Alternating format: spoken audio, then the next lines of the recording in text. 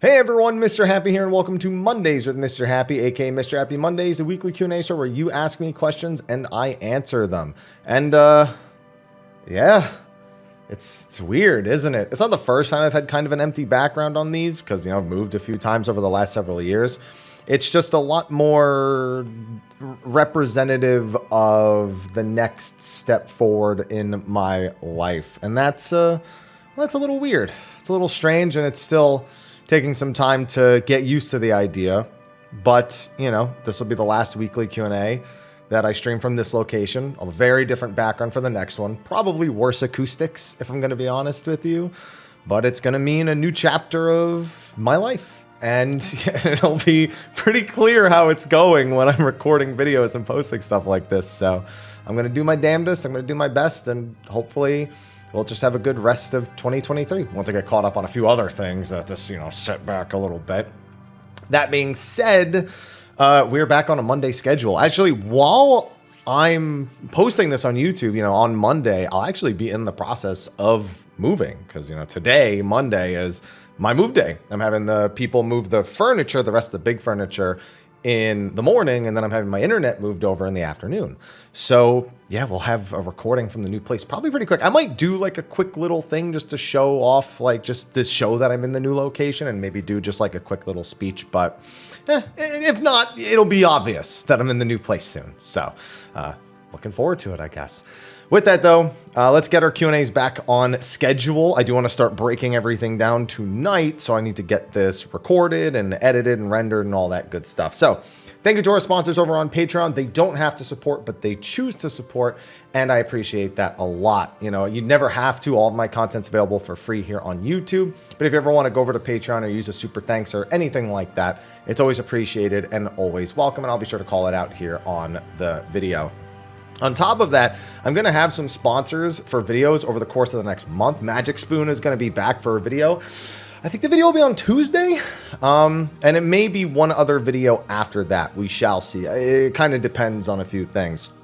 But I might also have a few more throughout the month because your boy's trying to make some money.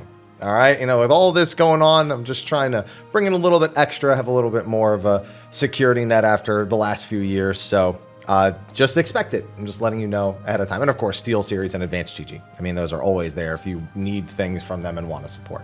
With that, let's just check out the question, shall we? Hashtag Mondays with Mr. Happy. Hey, Haps, welcome back. All right, I'm also back from London. I had to come from London. I'm so sorry the video was so off because of the London trip. But hey, at least they're here. How was the trip? What was your favorite moment? So I'm not going to say that's a bait question. Obviously, I'm not talking about the 16 event itself yet. You'll find out about that at an undisclosed date, so please just keep an eye on the channel for something in the future. But London itself was a really great place to visit. I am not a traveler / sightseer. I'm very much, I could Google a picture of that. What's the big deal about seeing it in person? But London was really nice to visit. You know what it was? It was like New York, but it didn't smell as bad. Or San Francisco, and it just didn't smell as bad as New York and San Francisco. Very walkable. The trains in the inner city were really, really easy to understand and use, and there were plenty of historical sites and places to go. It was just fun to walk around with a group of people and point at things and like see things and take pictures together. And I think it was also, I think a lot of what I enjoyed about London was who I got to hang out with and seeing who I got to converse with and the conversations we got to have, just not as creators at an event even, but just as people. And London, maybe if I look back, maybe London was just a backdrop to all that stuff, but at the end of the day, I loved London. Apparently though, I couldn't find good full English breakfasts because the first one I got had the tomato but no beans on toast, and it was missing, no black pudding. And then I finally found like a different one, and that was missing stuff. And then I didn't pick most of the other food. Like I had Indian food one time, and then I actually had Italian. I had pizzas that were fantastic, surprisingly. And a pasta place that was also really good. And then there was one other thing I posted a picture of, and I remember people going like, oh man, that's not English at all. I'm like, I'm in. Oh, it was a fish and chips where they just had like bread on the side, but the fish and chips was fine. So either way, I'll talk about the rest of the event itself when the time comes. But for now, London, thumbs up. Really enjoyed it. Well, speaking of food, I can already see what this one is. Hashtag Mondays with Mr. Happy. Well met, Mr. Happy. What's your favorite dessert? You know, I've weaned off of desserts a lot. You know, it's always weird because, like, I've maintained like a 210 to 220 weight for several years, and it's not like I put any effort into my exercise, not since I injured my shoulder so many years ago. It's like I've had a hard time like staying motivated to keep a routine because I'm always afraid of flaring my shoulder up, plus I get busy with work stuff. But I've cut out a lot of desserts, and I don't really desire desserts all that much. I like snacks. Like, snacks is the vice that I have. And then when it comes to that, I mean, even then, you know what though? Because I just had it in London, and I've always kind of been partial to it because it's light and it's fluffy and it's creamy and it's delicious. Tiramisu has always been a nice favorite because it's not too heavy. You know, if you're really feeling it, you could eat a lot of it without it, you know, getting back to you a little bit too much. You know what I'm saying? And so, yeah, I think I'm gonna go tiramisu. Not too sweet, not too one anything too much. Yeah, that's the winner. Hashtag weekdays with Mr. Happy. Yeah, maybe I just post one of these every day. Dude, I think I would hate myself at the end of that. I don't like editing my voice as it is now. Hey, Mr. Happy. Hi. I hope your trip was fun and that you aren't too jet lagged on your return. And see, here's the thing. I felt tired at times, but never really jet lagged. I had a really hard time sleeping the second night I was there. The first night I was there, it wasn't too difficult to fall asleep. But the second night, oh, that was brutal. Oh, by the way, I don't know if you can hear it. I do have my cat fountain in here because I had to lock them in here while Mel was moving all of her stuff. So if you hear running water, I apologize. I just realized, like, that's kind of loud. I might unplug that before the next question, then plug it back in later. Either way, yeah, I didn't have much in the way of jet lag problems. Just lack of sleep one night. I just couldn't get myself to sleep. I have a thing, sidetracking. I have a lot of social anxiety in person, and it flared up a lot on the second night I was there. When I'm in like a room with people that kind of, let's say I'm at an event that has just a ton of people. There are times where I just like, I need to just leave. Like, I just walk out. I Irish goodbye. I don't always Irish goodbye. I say goodbye to the people I came with so they don't, you know, think anything bad happened to me. But I then Irish goodbye everyone else. I just have to separate myself. And that happened at the event. We were just at a bar and there was just so many people and I just left. I just walked like 20 minutes to get back to the hotel. And it was kind of raining because it was London. So yeah, that was the most exhausting thing. And I couldn't sleep that night because I'm like sensory, like overload. So like, it's just like, it's just like a ringing in my head and it's the worst. Anyway, on to the question. I was curious if they ever explained why fishermen never got an upgraded spear while the other gatherers got upgrades to secondary items and other systems are different. Seems like an odd choice. Yeah, the jig in particular, people have been asking for an upgrade. The big thing is that there's just no reason. There's no functional reason that they haven't really added much that requires more stats on that specific piece. It's a means to an end. That's the only reason. So unless there's a reason to have more stats on it, there's no reason to release another one. So that's really the only thing I could think of. This one didn't have a hashtag, but I saw that it was like a hi and hope you're well, like right at the top as I was scrolling through. So I'll stop it. Hi, Mr. Happy. Hi, hope you're well, and Kit Kats too. Now I want Kit Kats. We were just talking about snacks, and I was like, oh, dude, I love Kit Kats. I know you mean the cats, but still. I joined late Shadowbringers not long before Endwalker. I've not been a part of the FanFest news cycle experience before. I was wondering for new job announcements, does that usually happen for... Okay, so I actually am making a video on this to give people expectations. Not to say it's definitive. It never is, so please bear that in mind. Does that usually happen first FanFest? No. Normally, the first FanFest just says that there are going to be new jobs. I'm still waiting. Sooner or later, we're going to have an expansion with only one new job. I think it could be 7.0, but I'm not banking on it. So, you know, you'll hear that in the video that's coming up. But no, yeah, that's very unusual. It'll be the second and the third one, each getting one job. That should be the expected. The first one is really just like, we have challenging new dungeons. There are going to be new jobs. The level cap is going to increase. There will be a new high tier raid. There will be a new 24-man raid. And sometimes they give us details about some of those things, like what the alliance raid is or what the high-end raid is. And sometimes they don't. The first one is just very much here's some general stuff for you to know. And then actually the first one normally has some stuff for like the upcoming patches. You know, it'll have a little bit of a preview. Even in the keynote, the opening keynote, there's normally a live letter, but even in the opening keynote, there's usually stuff like that as well. So I'll definitely be doing a full-on coverage of everything to expect from the first FanFest, and I should do that sooner rather than later. Even though it would be better to post it closer to FanFest, you know, once something's in my head, I really got to get to it ASAP. Hashtag some days with Mr. Happy. Some of these sound pretty good. Greetings and salutation. Quick question today, but what are your favorite skill animations? Dude, wide volley. Wide volley. I love wide volley, and it's not even real anymore. Whenever enemies get to use it, I get so jealous. Personally, I love Slugshot Heat. Yeah, Machinist's base combo skills have fantastic animations. I love the flips and like the side missiles and stuff like that. No, I agree. Yeah, we're talking about the same skill where the bullets one by one come out and then one by one fire forward. Yeah, absolutely. That's a great one. But wide volley, I still miss, and I know a lot of people miss Ring of Thorns on Dragoon. You know, so it's those old skills. It's those old skills. This one also doesn't have a hashtag, but again, when I see like the "Hey, Mr. Happy," I usually like stop and read it a little bit just in case. Curious what you think about healing logs and how much they matter compared to damage, but what can you tell about MIT and usage of tools and abilities for the healers, tank, and DPS? I feel like there was like 4 questions that got jumbled into a single question because looking at your healing logs isn't the same as looking at, well, any of this other stuff like MIT, usage of tools, abilities for all the other people. Okay, let me tackle this one at a time.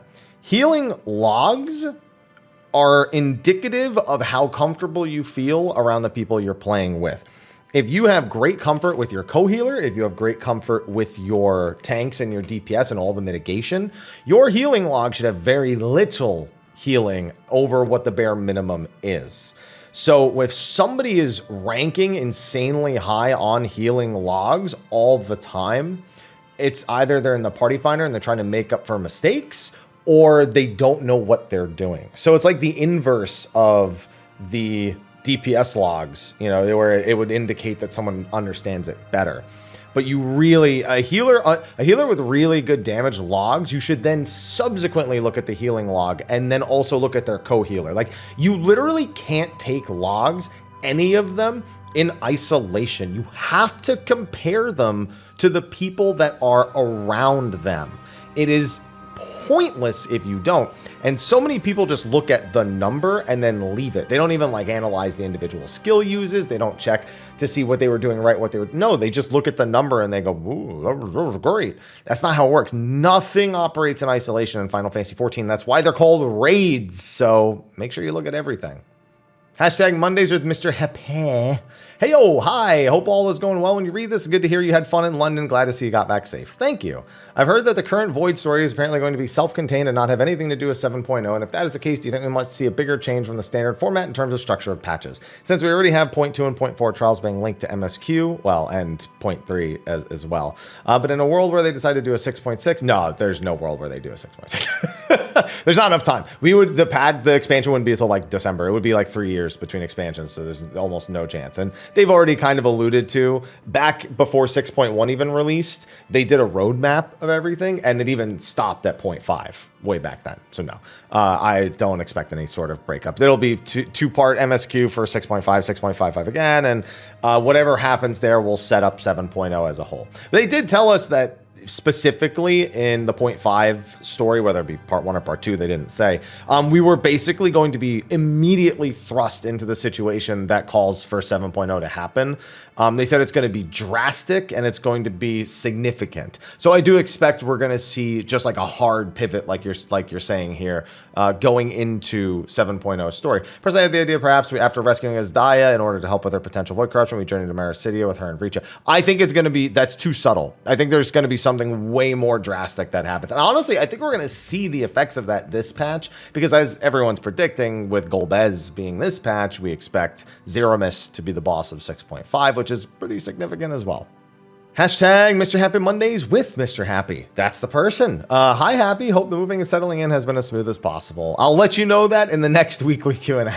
The question is about my static DPS comp. For 6.4, we're going Ninja Reaper, Bard, Red Mage to Ninja Black Mage, Bard, Dancer. Ooh, double Fizz ranged.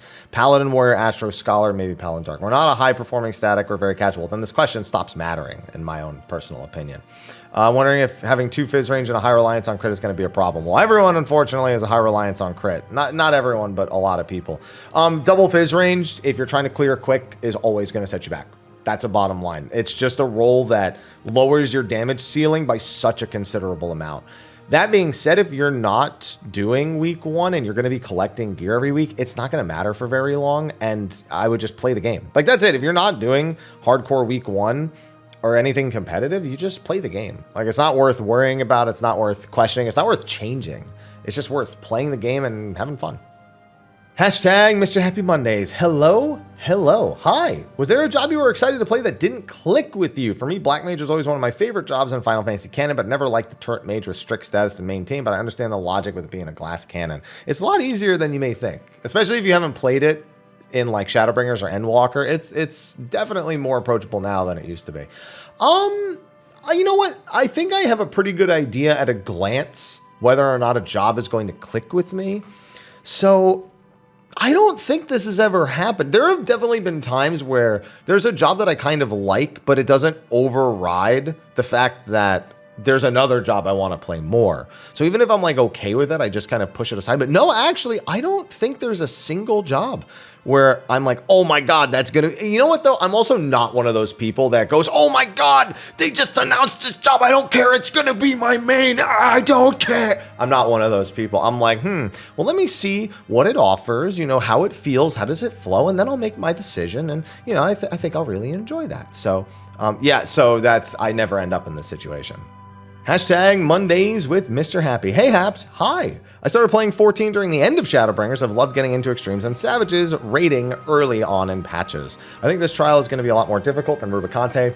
I don't. I think they're all about the same. Just because there's not going to be Savage gear that first week. What's been your favorite trial so far? For me personally, it's been Barbaricha. This expansion, yeah, I think Barbaricha's really earned that top spot. I actually have kind of a soft spot for Zodiark. Even though it's really easy, you know, just follow the danger Dorito. I really, really enjoy that fight, besides the voice lines. All of existence bend to my whim. There's so many. The marvels of circus, what but playthings? Over and over again. I had to farm it so many times. Thank goodness I got the Heidelin mount in like 56 clears. Yeah, so I think Barbaricha right now is at the top. The only one I'm really disappointed with is Endsinger. That really, really sucked. This wasn't good at all. But yeah, Barbaricha's my winner for now. Hashtag Mondays with Mr. Happy. Hello and an extra hello in case someone forgets. Not yet, but we'll see. Devil Trigger or Bury the Light? Come on, Bury the Light. Come on. Why? Like, listen, I love Devil Trigger, and I love that Bury the Light samples Devil Trigger, especially towards the very end part. It samples it kind of like the whole time, but like it hard samples it at the end. But, you know, Bury the Light is just... It's on another level compared to everything else in that game. Hashtag Mr. Happy Mondays. Hello there. Hi. Yikes. Moving sucks. Not that bad when you're just moving into another apartment that's very close by. So it has been going smooth for the most part. So thank you.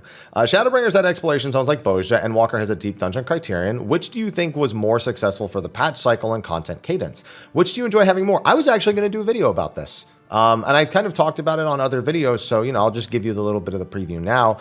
I think that in its entirety, the exploration zones are healthier and better for the game. And I actually think specifically Eureka, not Bozja, is healthier for the game. Bozja was something that they kind of experimented with multiple things in and tried to build something that was... It attempted to be better than Eureka and BA. And I think if you look at Bozja and the individual raids as individual parts, they're all surface level, gameplay level improvements over Eureka. That being said, they sacrificed the kind of isolated nature of Bozja to some degree, which, you know, in order to make sure there wasn't like the elemental levels or the elemental gear, you know, there's just a few things that increase haste, nothing major. Oh, hi, Ivy. And I think that hurt its longevity. But I do still think that for the life of an expansion within the expansion itself, I think exploration zones are much, much better than Deep Dungeon and Criterion. And here's the thing. We still have 2 more Criterions to really give a full judgment on that. And I kind of want to wait till all 3 of them are out because we're supposed to get one in 0.5 again as well. But if first impressions is that not having an exploration zone, huge negative for the expansions nowadays. And I think they should probably go back to that in 7.x. So we'll just have to see. Think we'll ever get both a Deep Dungeon exploration zone? I don't think we're going to get a Deep Dungeon in 7.x. I don't think that means we won't ever get them at the same time again, but I think they're more likely to exchange them out every expansion. Hey Happy, what's good? Hashtag Mondays with Mr. Happy. Putting the hey before the hashtag. That's how I know what's on your mind. Been doing a lot of Eureka recently. Hey, we're just talking about that. And I noticed some monsters have attacks such as Arogathri and Watergathri, and it's a bit weird saying the Guz suffix and the number, especially because there is actual in-game lore explaining why the Guz suffixes have been replaced by numbers in the past. Is it an oversight, 11 reference, or something else entirely? So I think a little bit of both. An 11 reference because Eureka is very referential on that. That's a good, I would have been one of my answers, so I'm glad you brought it up. I also think a couple of things. One, Eureka and its affinities with the elements is so sideways that everything regarding the elements is messed up there.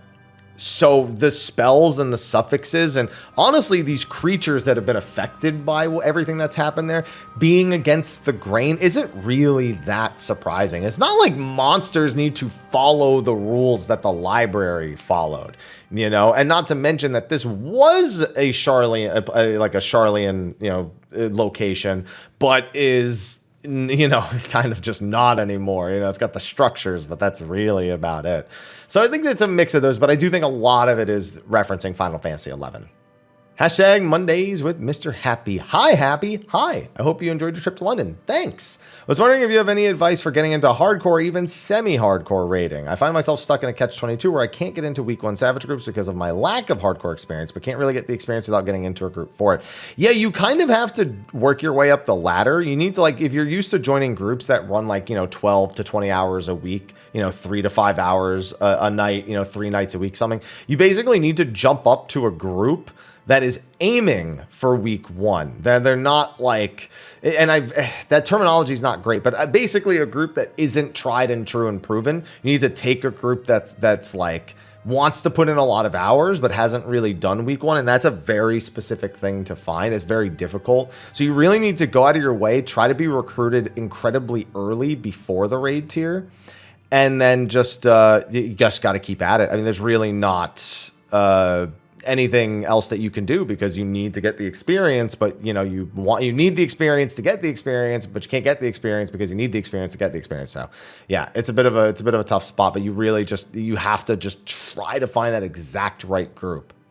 Hashtag Mondays with Mr. Happy. Greetings. Hello. Was sad for the delayed Q&A post due to travel and forgetting to post. Well, the good news is you got one all the same. Question for you, I hope. With healers being an equally high demand, I don't know why I'm doing this voice, equally high demand as tanks, if not more times, do you think healers will ever get their own individual mouse? I don't know. So they mentioned the Conjurer mount for level 30, and it's like, that doesn't count. I've been saying this for years too. At this point, there's no reason for me to think they will. But it's something that should always be considered because they should really have it. It just, like, would it incentivize people to actually play the jobs? Probably not. I never really felt like the tank mounts did that for people. But at the very least, people who want those mounts are likely to queue in and at least get that number of instances done, even if they don't do any after that. So that's something. That's better than nothing. It's something. Hashtag whatever day it is with Mr. These are good hashtags this week. Hope you're doing well, Haps. Thanks. Hopefully you can finalize your moving after getting your well-deserved break from the 16 preview event. Just letting you know we're out here in the back, both jealous, and I'm patiently waiting for that embargo date to hear about the juicy tidbits. Please look forward to it. You know, someone's going to ask, since you made the remark, but what exactly don't you like about Nier Automata's gameplay? I personally don't like it either because of the combat's surprising lack of depth, despite the weapon variety. It was the first character action game I've played in years and made me question if I still like the genre, until I played Devil May Cry 5. Hey! Wonder what you think about it since you're a big fan of the genre. So lack of depth is one thing. It is not a game with depth. It's how I always describe Platinum games, not Nier Automata. Platinum games as a whole is flash over substance. There's a lot of things that look really cool, and for people who like get the dopamine hit from just the coolness factor of like what they're doing, then that's fine. You know, it's good for those people. But for those of us that don't just get it from the flashiness, that we either need some depth, need some impact. I will give this. Near Automata, I never found anything that made me feel like my skills were impactful. Everything just feels like you're cutting, well, I guess if it's Platinum Games, watermelons. Thank you, Raijin. But I will say that just that Nier Replicant does have some stuff that feels that way, and I really do like that. I just prefer something that is fast, but still makes me feel good. Like, I want to feel that hit. I want to feel, like, you ever, like, I play Hammer in Monster Hunter because I want to feel that boom, boom, boom every time. Like, it's just so unsatisfying if I don't, even though I did give Dual Blades a try, and I did, you know, it was okay. It wasn't as fun, but all the same, it's those two reasons mostly. Hashtag Mr. Happy Days. Mr. Happy Days. Ayo Haps, hi. Hey, you think, I like how you said Ayo and then hey. Hey, you think they'll ever non-canonize the ending of Bozja and give a story a satisfying continuation? I mean, well, the canonized ending is that they potentially faked the death of Gabranth, and that a lot of the key players are still alive out there. And as such, it's basically left the door open. You know, a lot of people don't know this. Noah didn't just die. There's a lot more information in the logs itself, and as such, they left it open if they ever want to do anything, but they also needed to take them out of the picture. It was definitely not well done. Even if you read the logs, it's not that well done. And I don't know if and when they'll ever continue it. Like, I think they need Matsuno to continue it, but they also, Matsuno likes to make a lot of words. Like, he's a word salad kind of guy. Like, I love the worlds he creates, but the man just uses so many words to tell stories, and it can be hard to, I'd imagine, fit all that. I mean, that's probably why that log was added there in the first place. So I don't think it's doomed, but I have so little expectations of when you'll see anything continuing the Bozja story. Hey Haps, hi, hope everything works out smoothly with the move. Thanks. Do you think we'll get any information about 7.0 from the upcoming FanFest?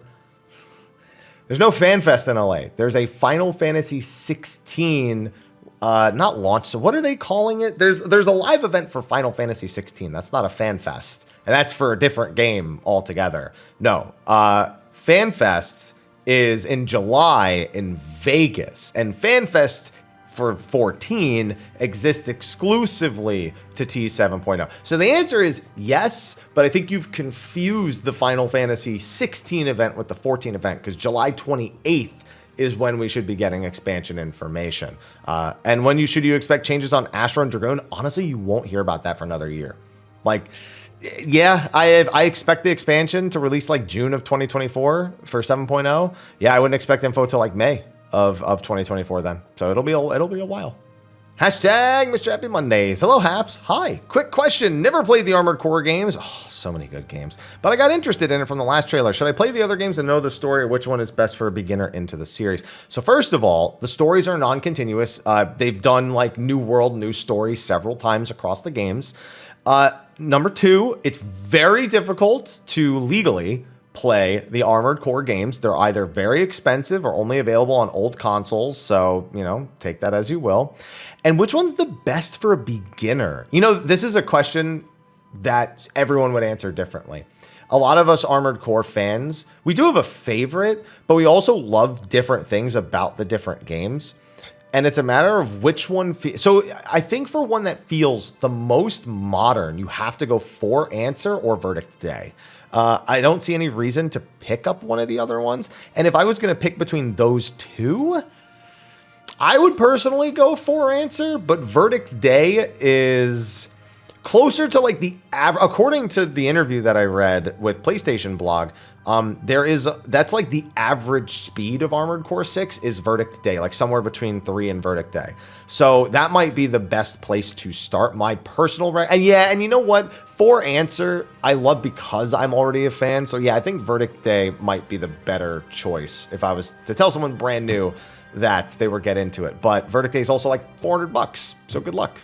Hashtag Mr. Happy Mondays. Hey, Happy. Hi, hope it's going well. I guess. I have a quick gardening. Oh, I don't know anything about gardening. I'm useless here. Do you know why the fab onion seeds sell for basically the same price? Didn't you ask? No. Maybe I read this comment like a day ago, and then I'm thinking I read it last week. Basically the same price as the onion. I think the seed produces multiple onions, doesn't it? I don't know. I don't garden. I don't do any of that. Somebody else answer this because I got no idea. Hashtag Mr. Happy Mondays. Hello and good morning, afternoon, evening. Evening for me right now. It's like 6:40. I've been accidentally, just sidebar because I can, because it's my video. Fuck you, it's my video. I'll sidebar if I want. Not you in particular. I mean, any complainers on the chat.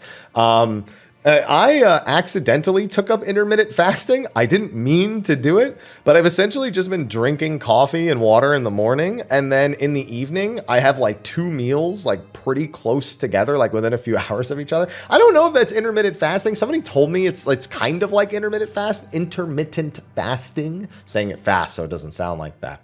And so I kind of forgot it's 7 p.m. and all I've had is 1 magic spoon bar. These are like 130 calories. That's all I've had today. And I'm not even hungry, crazily enough. That's a lie. I'm going to go get something right after this. Anyway, back to the question. Think they'll ever consolidate Cure 2 into a single button trait? They better do it in 7.0. Dude, I've been saying this for expansions. It's so dumb. No, Cure 1 is bait. Stop putting Cure 1. All you're doing is giving new healers a means of thinking that there is some creative choice in which one they use. No, it's wrong. Get rid of Cure 1. Upgrade it to Cure 2 at the high enough level and then move on. It doesn't need to be both. It just sucks. Hashtag Mondays with Mr. Happy. Hey, Happy. Hi, how you doing? Great, I guess. Spare howdy for any who forget. That's 2 so far. I had a dumb question I wanted to... Okay. I've been playing 14 since just before 3.0 on controller, and since I started playing 14 on the PS4. In patch 5.4, I moved to PC, and I'm still using a controller. Lately, I've been seeing issues with my rotation. I think it's because of the limited space I have for Astro. Oh, okay, so here's the thing. If you had not said Astro, I would have said I would just take some time to like refine it and practice it. Now, I could technically say that for Astro on controller, but Astro on controller is, I do not envy people who even try it. I would try keyboard and mouse. If you're playing Astro and Astro is your main, I think I would at least try to learn it. And if it's not any better, then fine, go back to controller. But dude, I can't even imagine playing Astro on controller and targeting people with the cards. It would drive me insane. Even if I wanted to make macros for the cards, like, 8 different macros to target 8 of the different party members. That way I didn't have to scroll through the list. That would still drive me insane. So I wouldn't want that. I wouldn't wish that upon anyone else. So best of luck. There was a quick question right before this that asked, what are the odds of Square remastering 13? They can't. They need to basically remake it from scratch. Anything that was made for the PlayStation 3, even if it's available on other platforms, is such a difficult thing to actually remaster that you'd essentially have to create everything from scratch again. It's why Demon's Souls took so long. It's why there's so many PS3 titles that have never gotten updated versions over the years. They may have released on like 360 or PC, but it sucks. It sucks a lot. So yeah, just throwing that in there. Hashtag Mondays with Mr. Happy. Hey, Haps. Hope all is well. It's going all right. Thanks. Just a quick quitty with how difficult the door boss was for P8S requiring specific comps. It never required specific comps. People were not willing to wait until everyone played at their absolute best, and also double fizz range is just not a good idea. And on top of that, crit variance always made it so even if you did have a decent comp, you could kind of just have a bad run. But it didn't require. I'm just letting you know, it didn't require specific comps. But the easiest way to overcome people not playing at like the upper percentiles, or every single player during Prague playing at an upper percentile level, is to job swap and play at a similar skill level. So there is that. Do you think Square Enix taking this as a benchmark for future fights to scale from, or do you think we'll be getting easier fights with P8S being the odd one out? I think P12S is going to die faster than P8S on this virtue alone. Even if it's a better fight, even if it's a harder fight mechanically, I think it dies faster because I don't think they're going to make this mistake again. I do not think they'll overcorrect, but I know what the scaling on these fights is supposed to look like, and I just think that that's going to mean a very quick final tier for the World First group in particular. Hashtag Mondays with Mr. Happy. Hello. Hi. Greetings. Hi, Kupo. Hi, Kupo. Hope you're holding up in the crazy life transition you're dealing with right now. I have two rather unrelated but quick questions for you. That's A-okay, and thank you. Do you still play Genshin at all? No. I have a C6 Ayaka. I still have that video with like the R2 weapon and the C6 Ayaka, but no, I do actually kind of want to go back and play it again, but I'm playing Star Rail right now, and Star Rail I prefer so much more over Genshin.